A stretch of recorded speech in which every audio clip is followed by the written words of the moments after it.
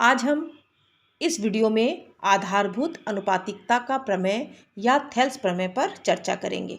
Board परीक्षा में Thales प्रमेय 4 मार्क्स में पूछा जाता है। परीक्षा में ये भी पूछा जा सकता है कि आधारभूत अनुपातिकता का प्रमेय लिखकर सिद्ध कीजिए, या ये पूछा जा सकता है कि थेल्स प्रमेय लिखकर सिद्ध कीजिए। दोनों में से कुछ भी लिखकर पूछा जा सकता है। तो इस प्रमेय को लिखने के लिए सबसे पहले हमको इसका कथन लिखना अत्यंत आवश्यक है। कथन लिखने के लिए सबसे पहले हम ये देखेंगे कि एक त्रिभुज लेते हैं। किसी त्रिभुज की एक भुजा, एक त्रिभुज ले रहे हैं ABC। किसी त्रिभुज की एक भुजा BC के समांतर एक रेखा खींची जाती है DE। यह रेखा खींची जाती है तो यह रेखा DE अन्य दो भुजाएं AB और AC को समान अनुपात में विभक्त करती है। ये इस प्रमेय को इस प्रकार से इसका कथन होगा। तो कथन सबसे पहले हम इसमें क्या लिखेंगे? कथन। किसी त्रिभुज की एक भुजा के समांतर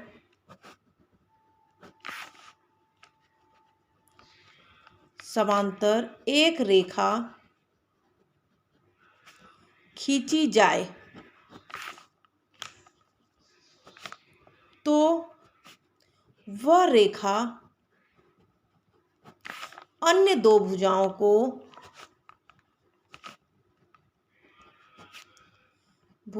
को समान अनुपात में विभक्त करती है। इस प्रकार से सबसे पहले हम क्या लिख लिए हैं? कथन। तो किसी भी प्रमेय में सबसे पहले कथन लिखने के बाद हम लिखते हैं दिया गया है। क्या हमको दिया है? तो हमको क्या दिया गया है? एक दिया है त्रिभुज ABC में एक त्रिभुज दिया गया है जिसमें BC के समांतर को क्या है? DE है। और हम ये लिख लेते हैं कि DE जो है हमारे पास बिंदु AB तथा दूसरी भुजा क्या है? AC को DE रेखा बिंदु D तथा E पर विभक्त करती है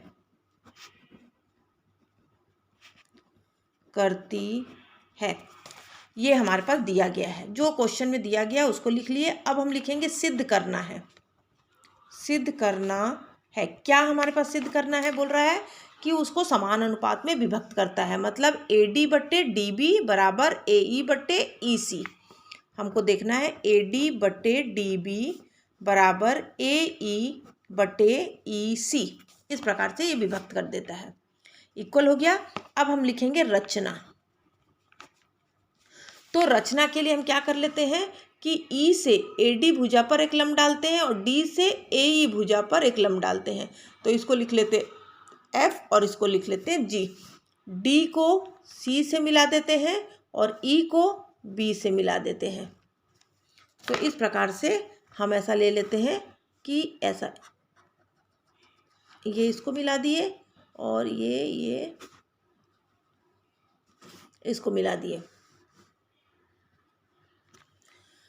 अब हम देखते हैं कि हमको रचना में हमने क्या क्या किया है। तो रचना में हमने क्या किया है कि EF परपेंडिकुलर लंब ले लिए हैं AD पर और DG लंब ले लिए हैं हम AE पर। और उसके बाद हमने क्या किया? D को C से और B को E से मिला दिए हैं। D को C से तथा B को E से मिलाते हैं। इस प्रकार से हमने मिला दिया है। अब हम ले लेते हैं उपपत्ति। उपपत्ति में हम क्या करते हैं? 2 त्रिभुज ले लेते हैं। पहले ये ऊपर वाला एक त्रिभुज ले लेते हैं, दूसरा ये एक छोटा त्रिभुज ले लेते हैं, ये वाला। तो हम क्या ले लेते हैं कि त्रिभुज ADE तथा त्रिभुज क्या हो जाएगा DEB में, DEB में हम जानते हैं कि त्रिभुज ADE का क्षेत्रफल बटे त्रिभुज DEB का क्षेत्रफल बराबर 1/2 आधार गुणित ऊंचाई होता है। तो 1/2 आधार क्या हो जाएगा AD और ऊंचाई कितना हो जाएगा EF। ये इस पर लंब है इसलिए ऊंचाई हो जाएगा EF। तो 1/2 AD इंटू EF। उसी प्रकार हमारा नीचे भी हो जाएगा 1/2 सेम ये हो जाएगा BD और ये इसके समांतर है इसलिए वही लिख लेंगे हम BD या DB लिख लो DB इंटू EF।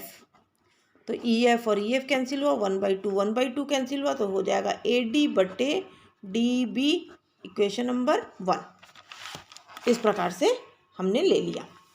नेक्स्ट हम लेंगे त्रिभुज। दूसरा हम त्रिभुज ले लेते हैं, सेकेंड पेज में लेते हैं। दूसरा हम ले लेते हैं फिर वैसी सेम इसी प्रकार वही त्रिभुज AED में AED तथा दूसरा त्रिभुज क्या है AED तथा हमारे पास ये दूसरा त्रिभुज ये वाला हो जाएगा, ये बड़ा वाला ये वाला ऊपर का त्रिभुज और ये छोटा त्रिभुज AEC।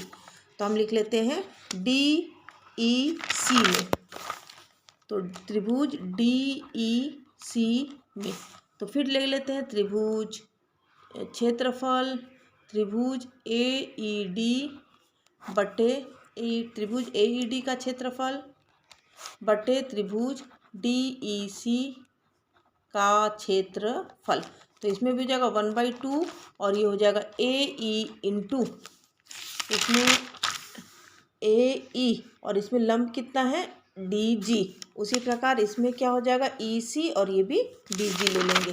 तो ये ले लेते हैं AEDG बटे 1/2 इंटू EC इंटू DG। तो ये और ये कैंसिल हो गया, ये और ये कैंसिल हो गया, ये हो गया AE बटे EC। ये इक्वेशन नंबर 2। समीकरण 1 और 2 देख लेते हैं। समीकरण 1 और 2 में हम एक चीज़ ये लिख लेते हैं, देख लेते हैं कि त्रिभुज त्रिभुज क्या हो जाएगा ADE और ADE तो इक्वल है, ADE और ये इक्वल है। तो हम देख लेते हैं दूसरा वाला त्रिभुज देख लेते हैं कि DBE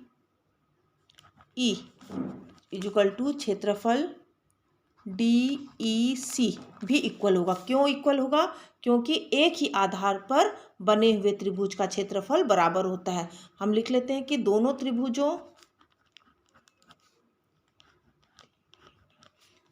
त्रिभुजों का आधार क्या है DE है और एक ही आधार पर बने हुए दोनों त्रिभुज जो होते हैं वो क्या होते हैं त्रिभुजों का क्षेत्रफल। एक ही आधार पर बने त्रिभुज का क्षेत्रफल बराबर होता है। तो इसलिए हम लिख सकते हैं कि क्षेत्रफल ADE का क्षेत्रफल बटे त्रिभुज DBDE का क्षेत्रफल बराबर त्रिभुज ADE का क्षेत्रफल बटे त्रिभुज CDE या DEC का क्षेत्रफल